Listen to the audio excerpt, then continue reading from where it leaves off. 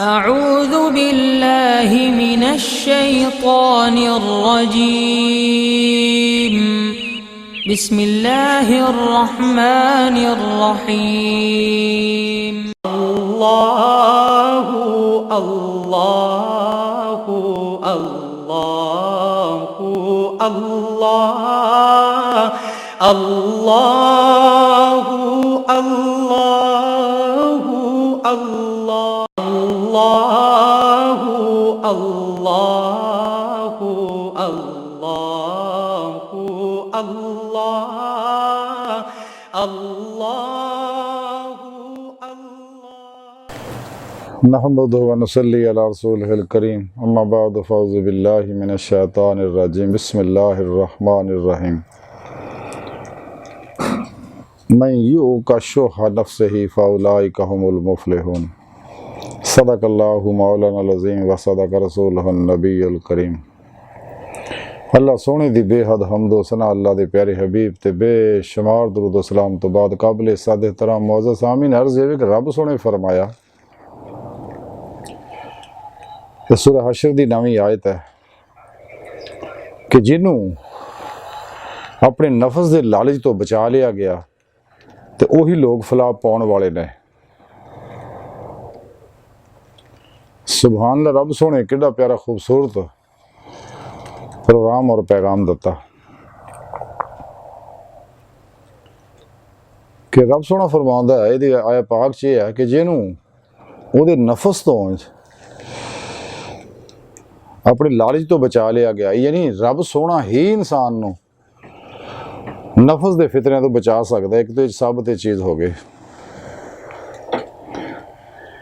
दूसरी ये कि जिहड़ा शख्स नफस दे लालच चों बचदा है तो वो लोग ही फलाह पाउण वाले लोग ने। फलाह एक बहुत जामिया और वसी मानी लफ्ज़ है, यानी दुनिया भी फलाह भी है तो उखर भी फलाह भी है, ज़ाहरी फलाह भी है, बातनी फलाह भी है, बैरूनी फलाह भी है, अंदरूनी फलाह भी है। अंदरूनी फलाह कि जो कुछ भी इंसान नूं फ़ायदे ने वो सारे हासिल होंदे ने,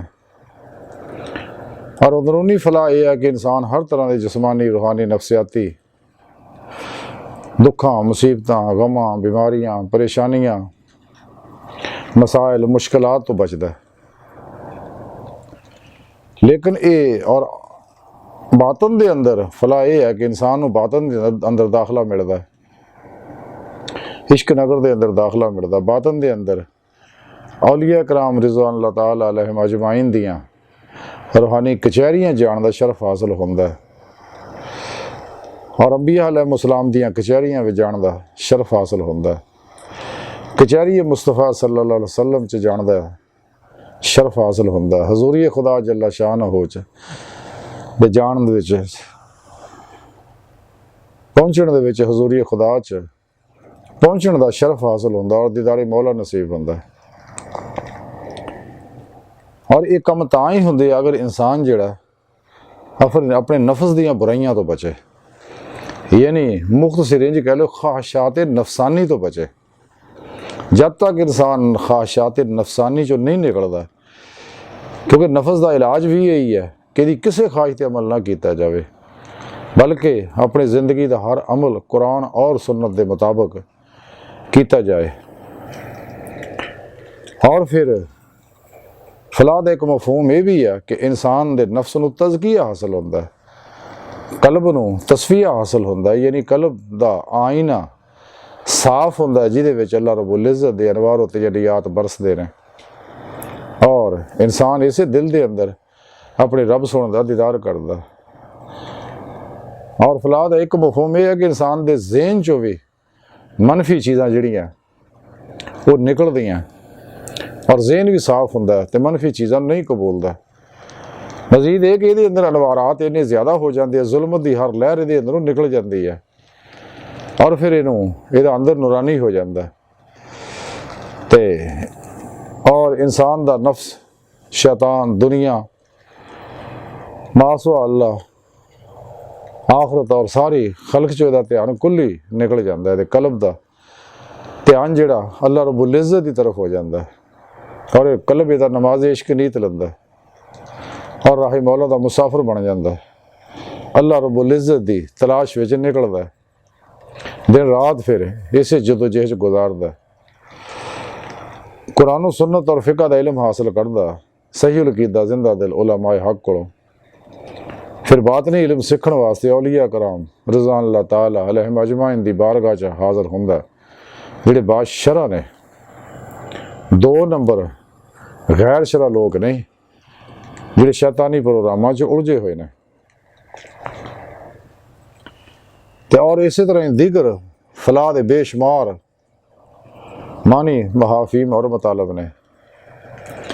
इस पाक च इस वास्ते रब सोने दस्सिया कि जिन्हों भी उहदे नफस दे लालच चों बचा लिया गया तो उही लोग फलाह पाउण वाले ने। रसाला कुशैरिया दे अंदर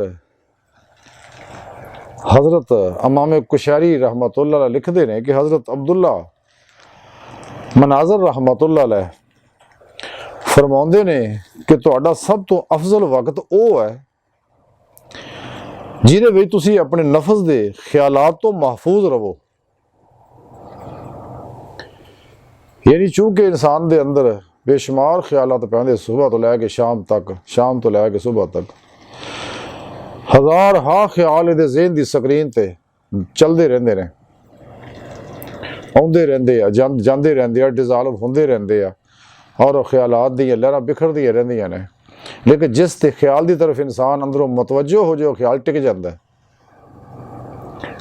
और जो इंसान 15 सैकंड तक वो तरफ मुतवज्जो हो जाए ख्याल दे अंदर उतर जाता है, या किसी शय नूं बगैर अख झपके थोड़ा वक्त देख लैंदा है तो वो तस्वीर इंसान के ज़हन च बन जाती है।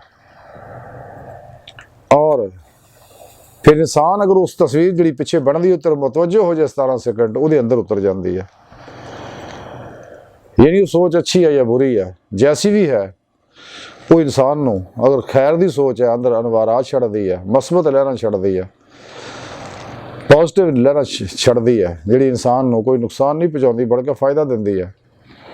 अगर मनफी नैगेटिव सोच है वो अंदर उतरती है तो ये लहरां जड़ियाँ वो जुलमाती होंदियां ने, जदों कि मस्बत सोच दियां नूरानी होंदियां ने। और ये मनफी सोच दियां जुलमाती बदबूदार लहरां जड़ियां ने इंसान के अंदर मुताफन करदियां ने और ये अंदर भी बाहर भी असरात पैदा करदियां ने। इर्द गिर्द दी चीज़ों पर भी असरअंदाज होंदा, माहौल ते भी, खाण पीने दी चीज़ों पर भी, दूसरे इंसानों पर भी, और इस कायनात के अंदर भी वो असरात जिहड़े फैलते हैं, अच्छे आ या बुरे आ, जो ये अंदर सोचा है। इंसान का सारी ज़हन जिहड़ा ये तो सौण दे वेले जो सौ जाता है हवास मुअत्तल हो जाती है, ज़हन की जिहड़ी सतही सतह आ जिहदे नाल ताल्लुक है सारी हवास का, तो वह भी सौ जाते हैं। इंसान इर्द गिर्द तो बेखबर हो जाता, लेकिन ये अंदर जिहड़ा अंदरूनी ज़हन है, गहरा ज़हन है, मतवस ज़हन है, वो नहीं सौंदा, वो मौत तक जागदा रहिंदा है। उहदे अंदर जिस किस्म दियां असीं सोचा फीड कीतियां तो मुसलसल अंदर अपना कम करदियां रहिंदियां, वेव्स शुआवां छड़दियां रहिंदियां और अंदर अच्छे या बुरे असरात पैदा करदियां रहिंदियां। इधर इर्द गिर्द भी उहदे असरात हुंदे रहिंदे ने। तां ही हज़रत अब्दुल्ला मनाज़िल रहमतुल्लाह अलैह फरमाया कि तुहाडा अफजल वक्त वो ही है जिहदे विच तुहाडा नफ्स जिहड़ा ख्यालात तो महफूज रहे। यानी इंसान इन्हां ख्यालों तो बचिया रहे, जिन्हें भी खलकी ख्याल है, शैतानी ख्याल है, नफसानी ख्याल है, दुनिया के ख्याल है, शैतान के ख्यालात ने, नेगेटिव ख्यालात है। तो तां ही आप फरमाते कि इंसान तो बचिया रहे तो फिर इंसान कामयाब है।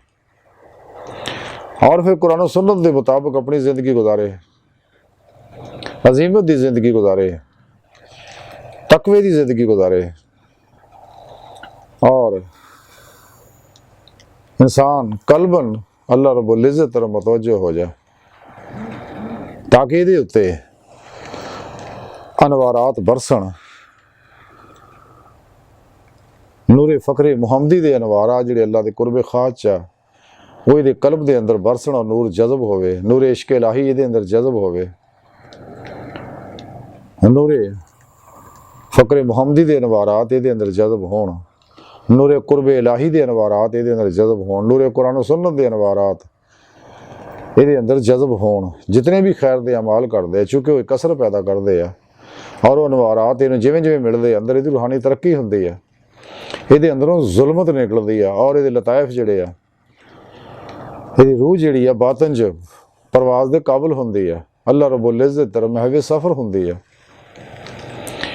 ਔਰ ਫਿਰ ਮਸਨੂਨ ਰਿਆਜ਼ ਤੋਂ ਮੁਜਾਹਦਾਤ ਕਰਦਾ ਹੈ, ਜਿਵੇਂ ਜਿਵੇਂ ਇਨਸਾਨ ਮੁਰਾਕਬਾਤ ਕਰਦਾ ਹੈ, ਕਿਉਂਕਿ ਇਸਲਾਮੀ ਇਲਮ ਤਸੱਵੁਫ ਦਾ ਪ੍ਰੋਗਰਾਮ ਹੀ ਸਿਰਫ ਇਹ ਹੈ ਕਿ ਇਨਸਾਨ ਮੁਰਾਕਬਾ ਕਰਦਾ ਹੀ ਤਾਂ ਕਿ ਖਲਕ ਤੋਂ ਕੁੱਲੀ ਮੂੰਹ ਮੋੜ ਜਾਏ, ਹਵਾਸਦਾਰੀ ਮੁਅੱਤਲ ਹੋ ਜਾਣ, ਬਾਤਨੀ ਹਵਾਸ ਬੇਦਾਰ ਹੋ ਜਾਣ ਔਰ ਇਹਦਾ ਧਿਆਨ ਆਪਣੇ ਰੱਬ ਸੋਹਣੇ ਤਰਫ ਹੋ ਜਾਏ।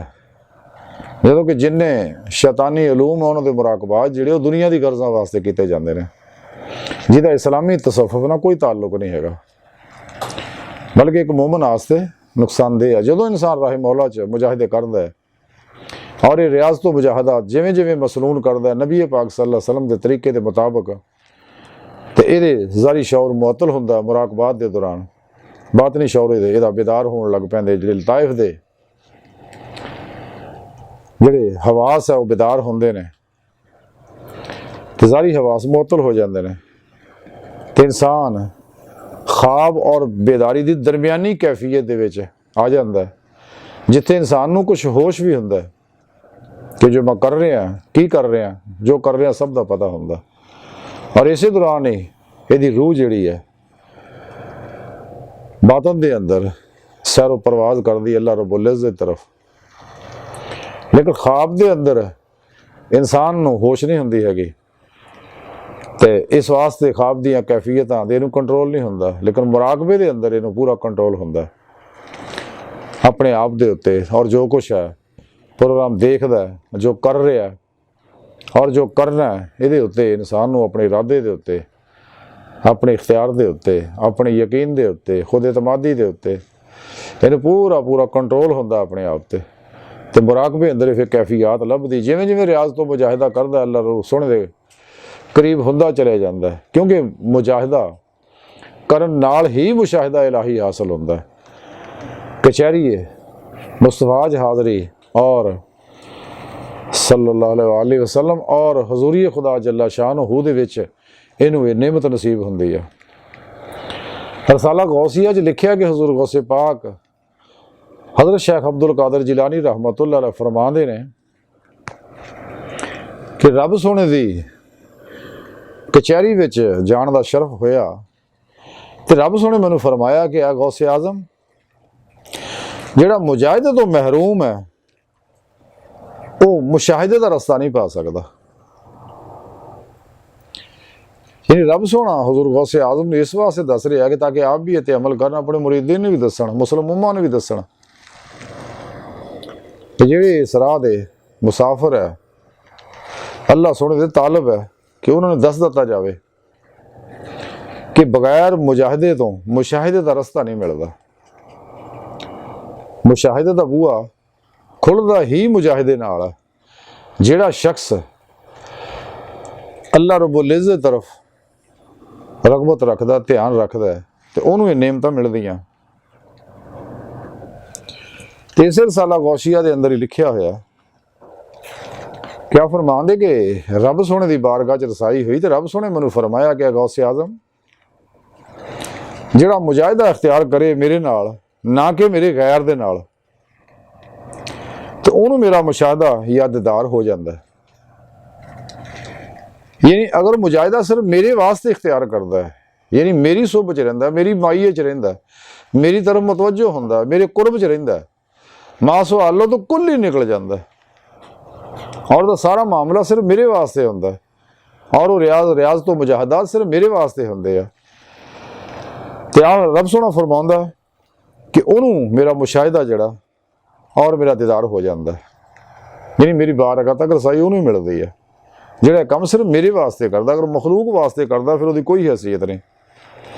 ਇਸੇ ਤਰ੍ਹਾਂ ਹੀ एक दफ़ा रसाला गौसिया च लिखिया कि हजूर गौसे आज़म हज़रत शेख अब्दुल कादिर जिलानी रहमतुल्लाह अलैह फरमाते ने कि रब सोने की हजूरी च मैनू हाज़री का शरफ नसीब होया तो मैनू रब सोने फरमाया, अल्लाह सोने आख्या कि ऐ गौसे आज़म तालबा वास्ते मुजाहिदा जिहड़ा जरूरी है और नागुज़ीर है, जिस तरह के उन्होंने लई मैं नागुज़ीर है। जिवें मेरी ज़ात उन्होंने वास्ते ज़रूरी है और इंतहाई ज़रूरी है, इस तरह मुजाहिदा भी उन्होंने वास्ते ज़रूरी है।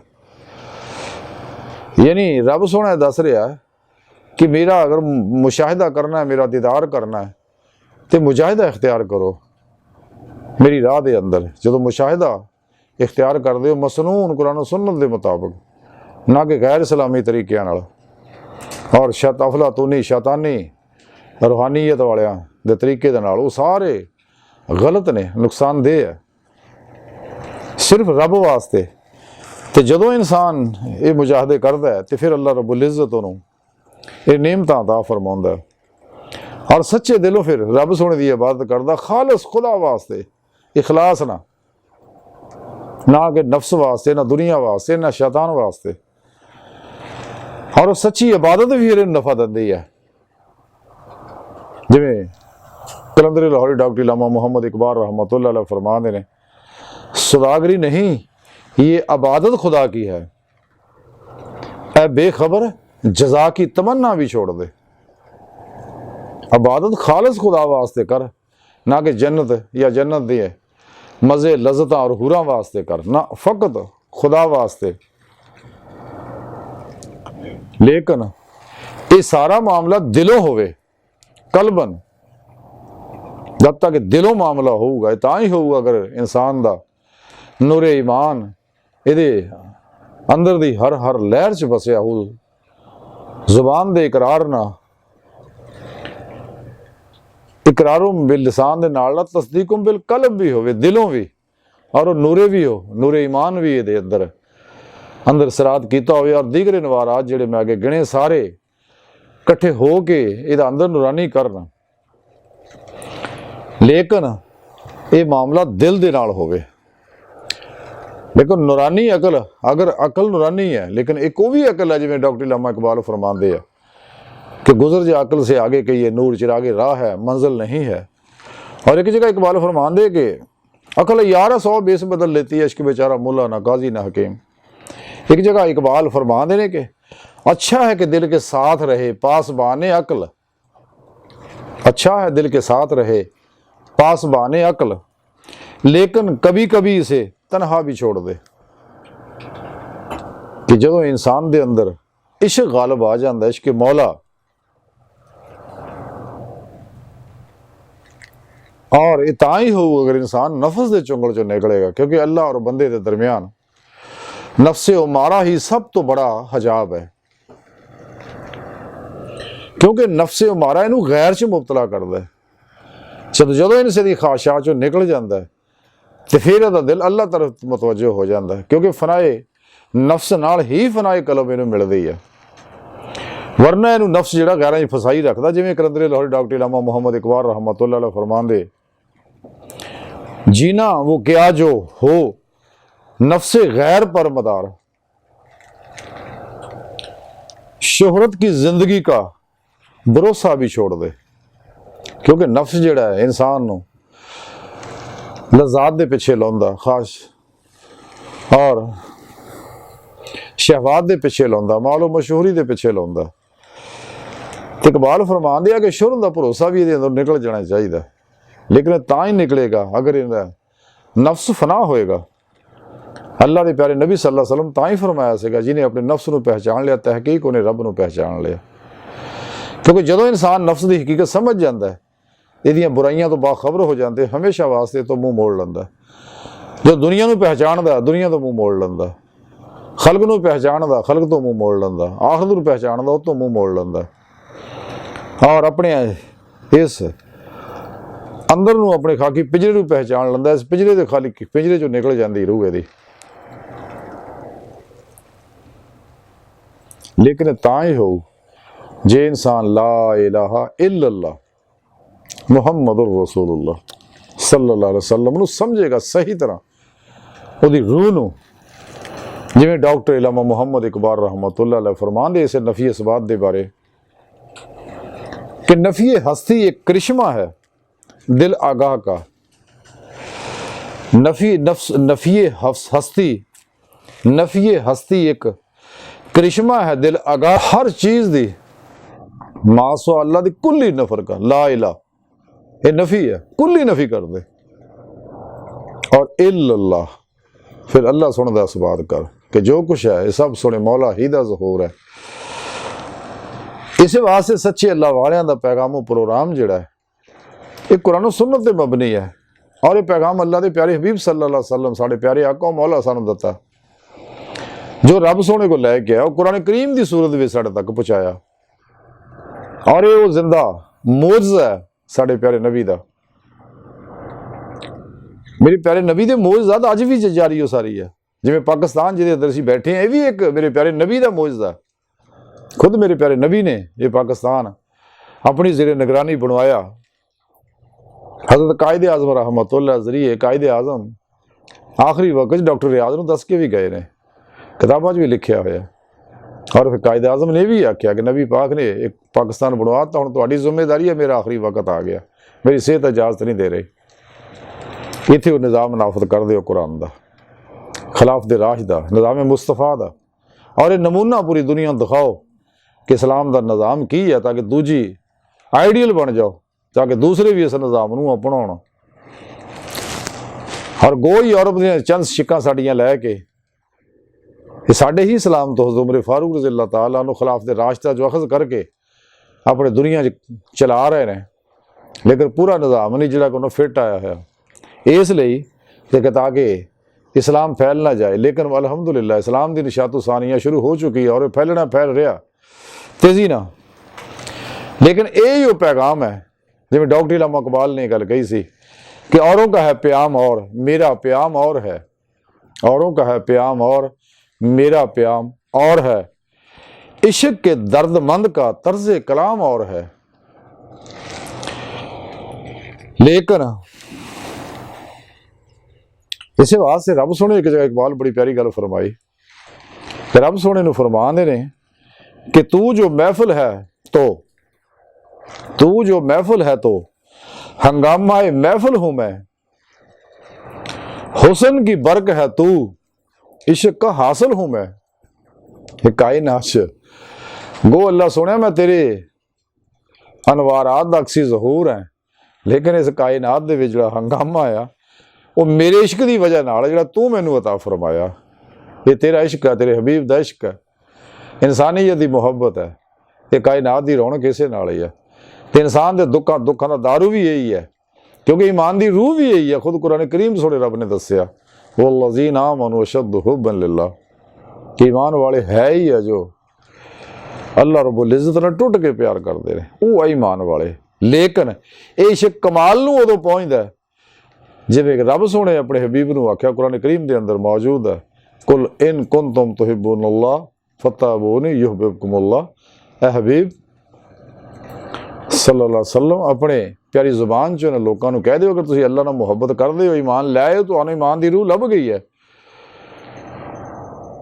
और तुम अल्लाह नाल अगर इश्क करते हो तो फिर मेरी इत्तबा करो, मेरी हर हर सुन्नत अमल करो, मेरी हर हर हदीस से अमल करो, फिर इनाम तो मिलेगा युहब्बुकुमुल्लाह, कि रब सोना तुहाडे नाल मुहब्बत करेगा। पहला तुम अल्लाह नाल मुहब्बत करते सी, लेकिन जो मेरी इत्तबा करोगे, क्योंकि मैं रब दा हबीब है, अल्लाह तुहाडे नाल भी मुहब्बत करन लग पेगा, फिर तुहाडा ईमान कमाल नूं पहुंचेगा।